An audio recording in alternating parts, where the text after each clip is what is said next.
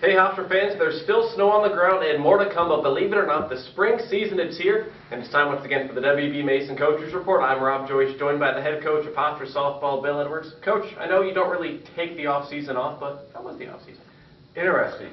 Yeah, we had a lot of recruiting going on, a lot of preparation for this year, trying to put a team together, and now we're getting ready to go. Last year, we'll reflect on that a bit. You finished in the do-or-die game of the NCAA tournament in Columbia. You lose to Missouri, the host team. What are your thoughts on last year now that you've had an off-season to look back? Another great run, another run that could have gotten us to the College World Series, which is always our goal.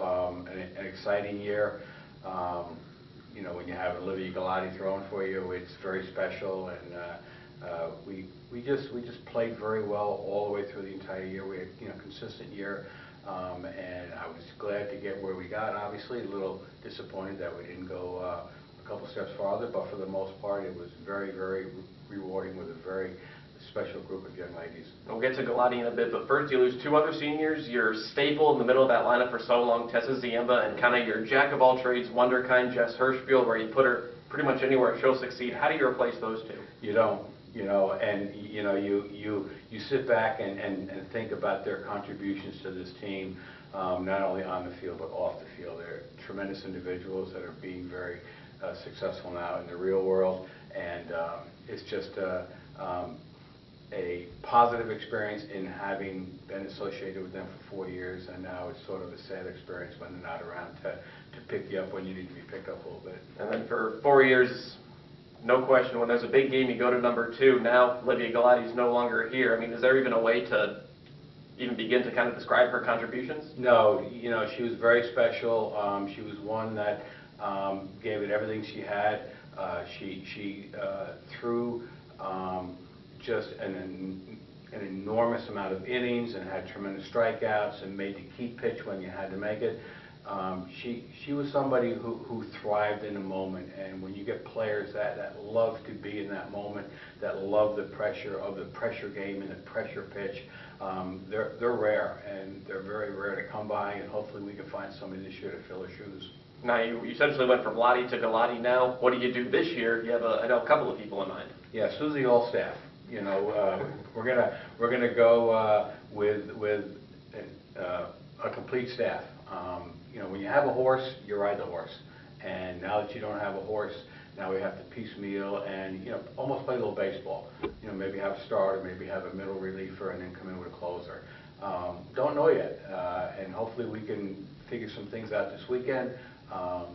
Give our pitchers some experience within a mound and figure out what their roles are and how we're going to piecemeal this whole thing together. And you had Maggie Hawkins, a sophomore. You also have a couple of transfers. Morgan Lashley from Army. What have you seen from her? She has some potential. I mean, she's been throwing very well lately. The key with Morgan is to get her to locate all the time. She'll come in and have some nasty stuff and put a pee at the knee and do all the things that you want her to do, and then she'll come out the next inning and walk a couple of hitters. I mean, I didn't have a gray hair until I started coaching her, but she has tremendous and unlimited potential to pitch at this level, and we're trying to get her to discipline both mentally and physically to make the big pitch when she has to make it. If she learns to do that, she could be very, very special. Behind the plate, Erin Trippi, her second full year as a starter. How does her role change now? I mean, last year, 90-something% of the innings as Galati. Now you're going to see kind of pitching staff by committee. We're working hard with Erin to read the hitters a little bit more so that Erin can give information to Larissa who calls the game. We also want Erin to watch our pitchers because each pitcher is uniquely different. And when you have uniquely different pitchers, we want our catcher now to be able to be head-on, watching what they're doing, and give them little keys to improve their performance. Pitching at this level is such a fine art, and if we can get our catchers to help our pitchers out with things that maybe the coaching staff doesn't see from the dugout, we think that Erin has the ability to do that, and she'll be able to help our pitchers there.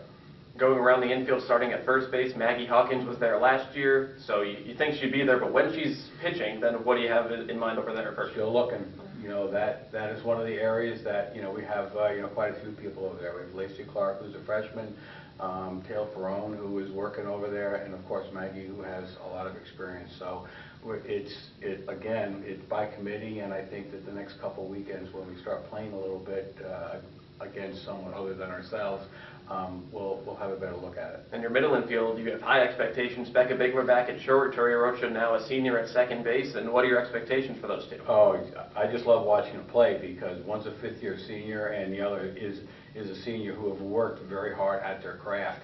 And when you have great middle infielders and a great center fielder in Rachel Senator and Erin Trippi behind, you build your team right up the middle. And I'm very confident that Becca and Tori will have great years, both offensively and defensively. I'm very, very confident there. And at third base last year, you replaced Krista Thorne with the aforementioned Jess Hirschfield. She slid her over there. Now she's gone. I know you have a couple of names in mind over at the hot corner. Yeah, we have Michaela Transu is working over there a little bit, but she's also working shortstop. So Kimmy Smith is over at third base now, working real hard, and she has great moments.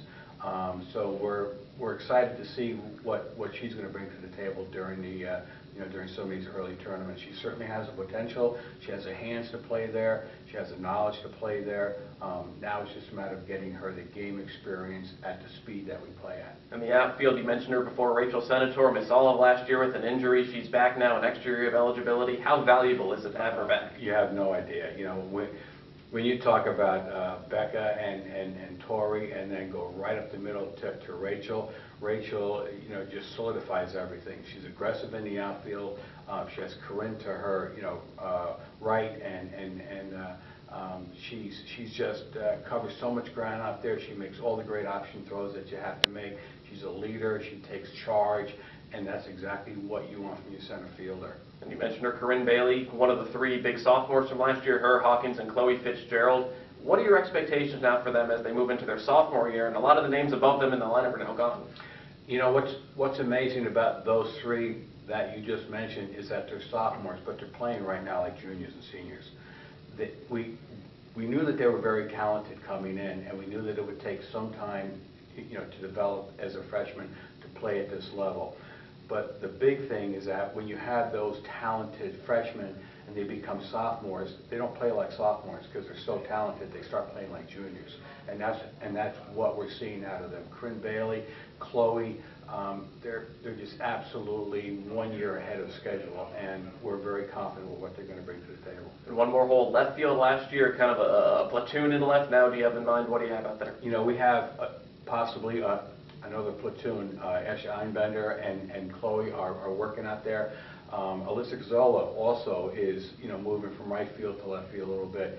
Michaela Transu can play the outfield. So we have a series of people that we're trying to fit in, depending on kind of pitching we're going to see, depending on kind of game that we want to play, depending on inning to inning. We can really shuffle a lot of our lineup around to meet the needs of what we need.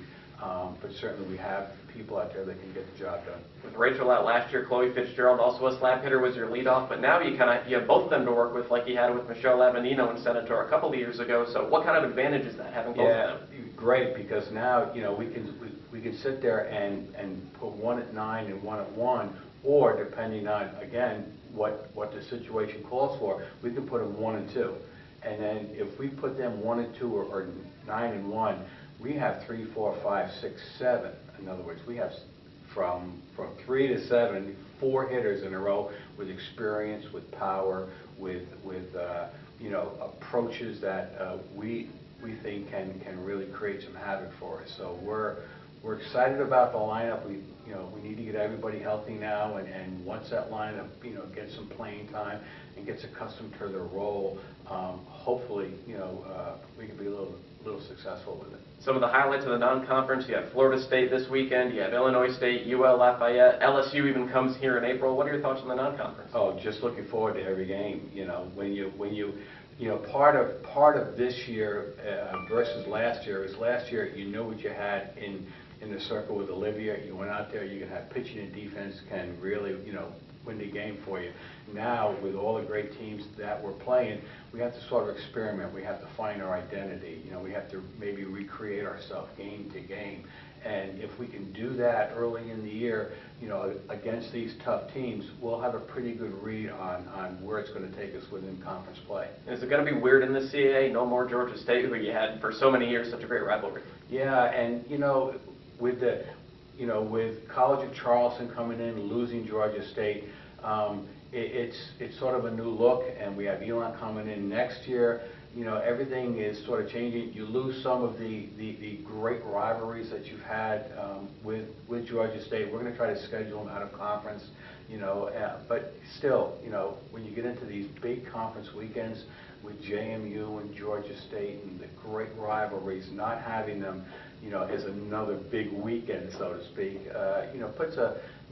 makes you think a little bit about it, but we'll survive somehow. All right. You go down to Florida this weekend to avoid the snow, and Coach, good luck. Thank you. Hofstra starts this weekend down in Florida State, taking on a variety of teams. Check out GoHofstra.com for all the game information and scores. I'm Rob Joyce.